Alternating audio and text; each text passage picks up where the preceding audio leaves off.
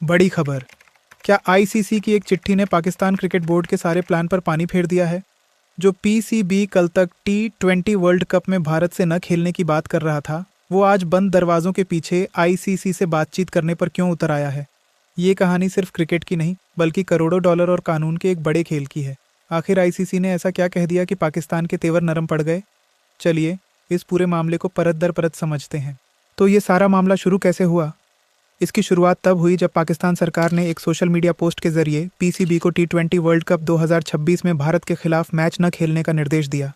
ये मैच 15 फरवरी को कोलंबो, श्रीलंका में होना तय है। सरकार ने कहा कि वो टूर्नामेंट से बाहर किए गए बांग्लादेश का समर्थन करने के लिए ये कदम उठा रही है। इसके तुरंत बाद पाकिस्तान क्रिकेट बोर्ड ने आईसीसी को एक चिट्ठी लिखकर फोर्स मेज्योर क्लॉज लागू करने की मांग कर डाली। अब आप सोच रहे होंगे कि ये फोर्स मेज्योर आखिर है क्या? आसान भाषा में, ये किसी भी कॉन्ट्रैक्ट का वो कानूनी दांव है जो किसी पार्टी को अप्रत्याशित और कंट्रोल से बाहर की परिस्थितियों में अपनी जिम्मेदारियों से बचने की छूट देता है, जैसे कि युद्ध, प्राकृतिक आपदा या फिर कोई सरकारी आदेश।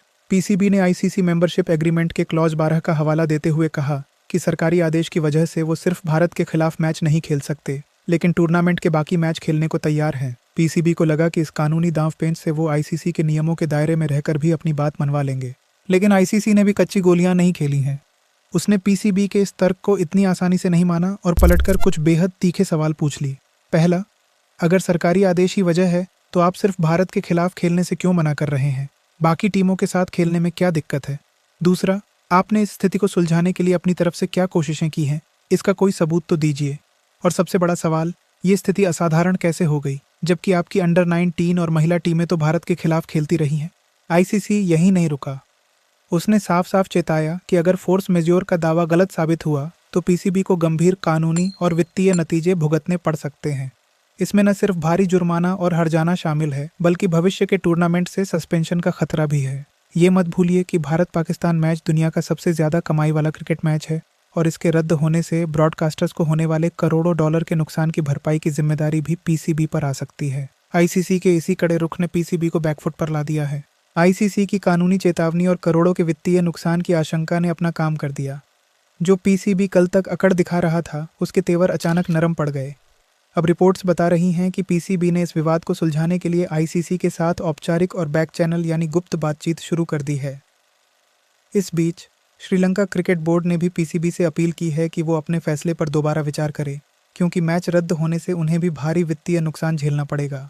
जैसा कि पाकिस्तान के पूर्व चेयरमैन रमीज राजा ने एक बार कहा था कि आईसीसी की 90% फंडिंग भारत से आती है और अगर भारत चाहे तो पाकिस्तान क्रिकेट बोर्ड मुश्किल में पड़ सकता है। पीसीबी को अब शायद ये एहसास हो गया है कि क्रिकेट की दुनिया की सबसे बड़ी आर्थिक ताकत से टकराना कितना महंगा पड़ सकता है।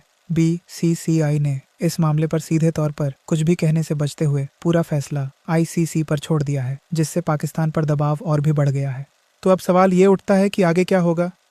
क्या भारत पाकिस्तान का महामुकाबला देखने को मिलेगा? मौजूदा हालात देखकर तो यही लग रहा है कि मैच होने की संभावना बढ़ गई है।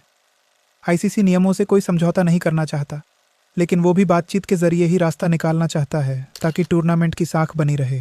हालांकि अगर पीसीबी फिर भी अपनी जिद पर अड़ा रहता है तो उसे गंभीर परिणाम भुगतने के लिए तैयार रहना होगा।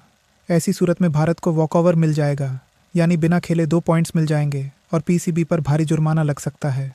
इस पर आपकी क्या राय है? क्या पाकिस्तान का भारत के खिलाफ मैच से हटने की धमकी देना सही था? और क्या आईसीसी का कानूनी कार्रवाई की चेतावनी देना एक सही कदम है? अपनी राय हमें नीचे कमेंट्स में ज़रूर बताइए। तो कुल मिलाकर यह पूरा मामला क्रिकेट, राजनीति और पैसे का एक उलझा हुआ खेल है। पीसीबी ने एक दांव तो चला, लेकिन लगता है कि वो आईसीसी के कानूनी और वित्तीय चक्रव्यूह में थोड़ा फंस गया है।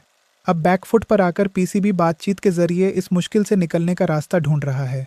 ये घटना एक बार फिर ये दिखाती है कि अंतर्राष्ट्रीय क्रिकेट में बीसीसीआई और आईसीसी की ताकत को नज़रअंदाज नहीं किया जा सकता।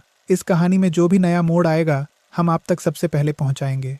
ऐसी ही दिलचस्प और खोजी खबरों के लिए हमारे साथ बने रहें और देखते रहिए क्रिकेट ब्लॉग और यूट्यूब चैनल थर्ड अंपायर।